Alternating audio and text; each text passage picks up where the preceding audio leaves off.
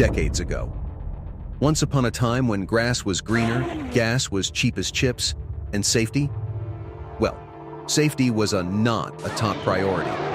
That's when the world witnessed the mayhem and magic of a motorsport competition that not every man alive would bear to compete in. The race that killed both drivers and spectators.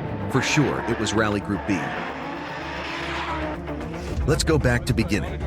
Rallying as a motorsport gained significant popularity in the late 1960s and the early 1970s, particularly through local events held in quaint villages in rural Europe. Cars such as the Mini Cooper, Lancia Fulvia, Porsche 911, and Alpine A110 achieved legendary status during Rally's formative years.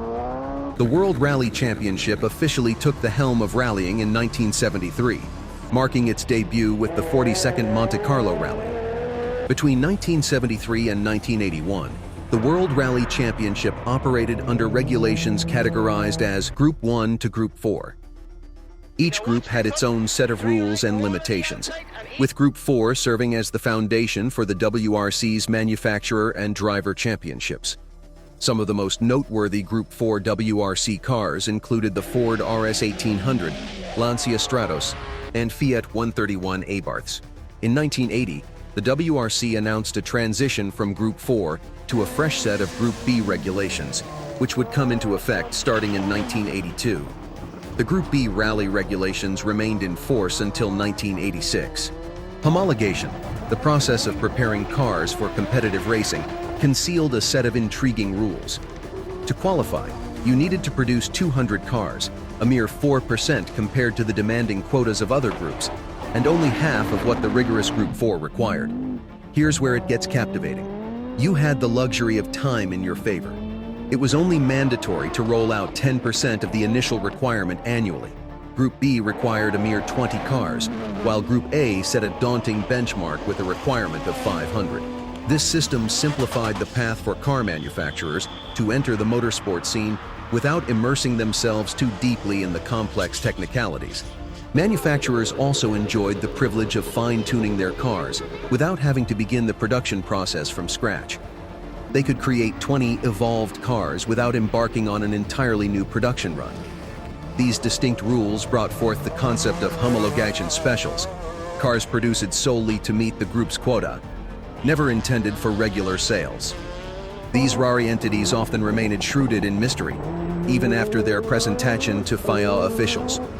Group B was the sanctuary for sports cars that didn't fit the criteria of Group N or A, typically due to their lack of 4 seats or limited production numbers.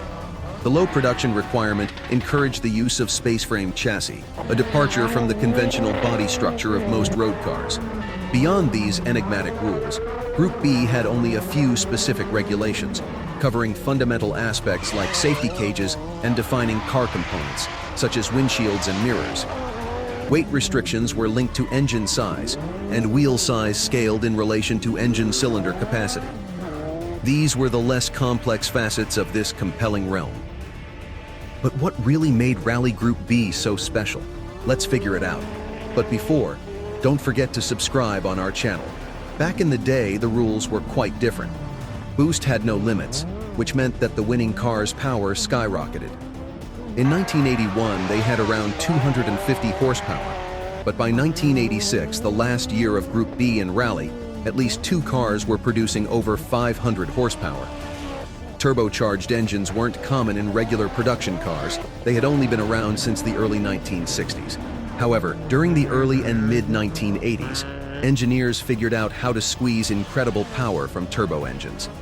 Some of the Group B car makers took it even further. Peugeot added an Formula One-inspired turbo lag system to their engine. Lancia did something fascinating with their Delta S4. They put both a supercharger and a turbocharger on their engine. When they set the rules for Group N, A, and B, they thought controlling speed was all about weight and engine size limits. Nowadays, turbo engines have restrictions on how much power they can produce, thanks to restrictors in the intake. Different rally groups have limits on both weight and engine power.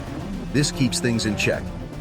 Group B, which began its journey in 1982, holds the most thrilling tales in the history of WRC. In the inaugural season of Rally Group B, The established Groups 1-4 still had a place in the World Rally Championship during the first year of the new groups. The minimal homologation requirements quickly lured also other manufacturers into the embrace of Group B, like Opel and Toyota. In 1984, Audi outshone Lancia, clinching both the manufacturer's title and the driver's title. However, an unexpected challenger emerged midway through the season. Peugeot joined the rallying scene with its Group B 205 T16. Equipped with four-wheel drive, was more compact and lighter than the Audi Quattro. Behind the wheel was the 1981 Drivers' Champion, Ari Vatanen. Despite substantial revisions to the Quattro, including a shorter wheelbase, Peugeot dominated the 1985 season. Regrettably, Vatanen's ambitions were cut short when a crash prevented the T16 from securing its first rally victory. Vatanen veered off the road in Argentina and suffered serious injuries as a result of his seat mountings breaking during the crash.